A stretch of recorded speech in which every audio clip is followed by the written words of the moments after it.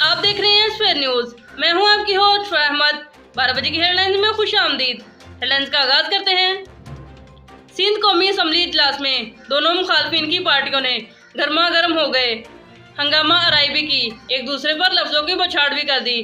खुर्रम बशीर ने स्पीकर को कह दिया कि इन्हें कंट्रोल किया जाए। कौमी असम्बली इजलास में फवाद चौधरी की बात को ना सुना गया, जिस पर शोर भी मचाया गया। फवाद चौधरी ने कहा है, सिंध में जो लीडर के साथ सलूक हुआ है ऐसा कभी भी होना नहीं चाहिए था। लीडर इस बात का हक नहीं रखता। ये एक अफसोसनाक वाकया है। फवाद चौधरी ने मजीद कहा कि सिंध हुकूमत अपोजिशन को निशाना बनाकर इंतकाम ले रही है, हमसे बदला लिया जाएगा। लेकिन ज्यादा शोर होने की वजह से केस की समाअत 4 बजे तक मुलतवी कर दी गई। वजीर आजम इमरान खान ने श्रीलंका का शुक्रिया अदा किया कि उन्होंने मुसलमानों की तफहीम कर दी। कोरोना के बायस जो भी सिंध में मुसलमान मरे थे उनकी तफहीम आज कर दी गई।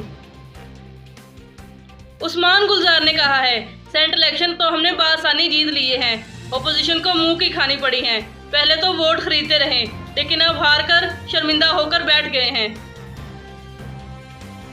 मुल्क भर में 24 घंटों के अंदर 23 अफराद इंतकाल कर गए। कोरोना की मजमूई शरह कम होने लगी, अमवात भी कम होने लगी, जबकि मुस्बत केसेस की शरह 2.8 तक रही। 1 मार्च से पेट्रोल और डीजल की कीमतों में इजाफे का इम्कान हो गया। ओगरा ने समरी भी दे दी, हड़ताल भी कर दी गई और नोटिस भी जारी हो गया। 1 मार्च से डीजल 20 रुपए जबकि पेट्रोल 19 रुपए तक महंगा करने की सिफारिश कर दी गई।